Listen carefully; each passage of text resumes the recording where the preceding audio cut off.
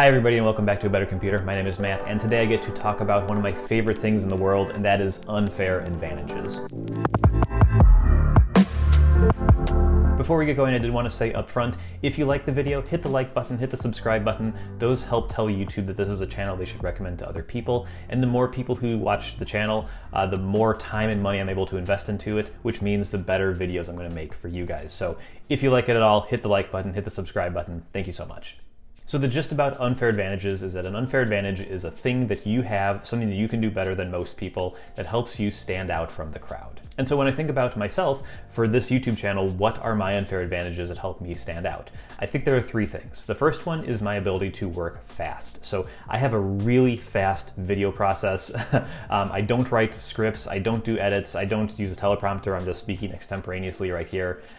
I know how to make a video quickly. I know how to get my thoughts organized in a pretty good way and then get them into video form. I can edit quickly. I have many years, 20 years, 25 years of editing experience, so I can do that really quickly. That helps me reduce the feedback loop. So as a new YouTuber, I'm still only like 6 or 7 months into this thing.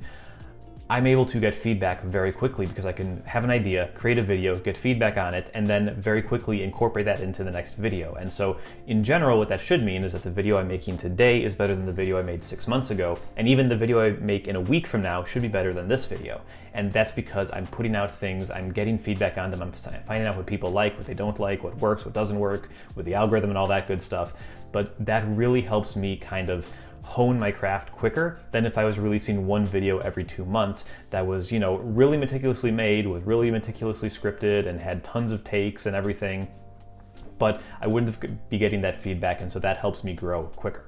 Additionally, I'm really good at screencasts. So this is the focus of the channel most of the time, not this video, but most of the time, is I'm gonna show you something on my computer screen. I'm gonna show you how I use a piece of software. And so I've gotten really good at that over the years because for the last like 5 or 6 years, I've been doing this professionally. I do it at my work. I do it freelance every now and again. So I have experience making these sorts of videos, showing people how to use software. And when I do it on the channel, it's a skill I already have. I have the software I need. I know how to edit it. I know how to animate this sort of thing to make it legible. I know how to talk over screen recording and be clear about what I'm doing, but also not being super dry. So I think those are skills that I'm able to bring. Like I can't bring the video quality that you're gonna get from someone like MKBHD or anyone like that, but I can do screencasts, I would say, as good as them, if not better. So I think I can do a really good job there, and I try to lean into that when I can.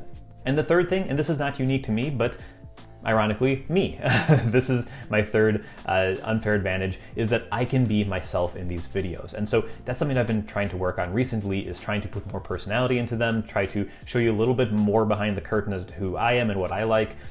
I don't know how well I'm doing. Hopefully I'm doing a pretty good job, but that's something that I can lean into, and that's something anyone can lean into. If it's a creative work like this, showing your personality is a great thing. Having someone's personality to latch onto is great. I mentioned MKBHD earlier. I watch every single video he releases, but I buy maybe 5% of the products he talks about, probably less.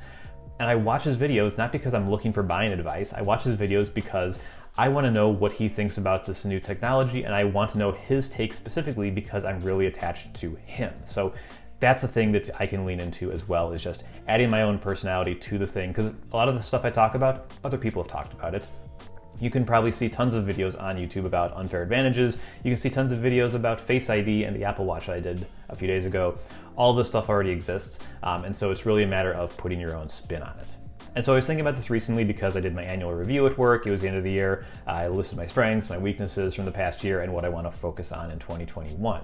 And my boss gave me some really good advice. Her advice was, most people will look at their weaknesses and try to say, I'm going to do this better because I wasn't good at it last year, I'm going to be good at it this year.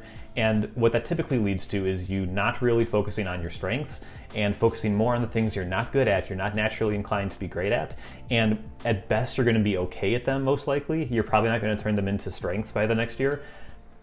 Maybe you will, but most people don't. And so what that leads to is you just becoming average at most things. And what you should do is really set your goals around leaning into what you're really good at. What are you unfairly advantaged at? What is something you can lean into that maybe not everyone else can and can help you stand out? So I think about a basketball player.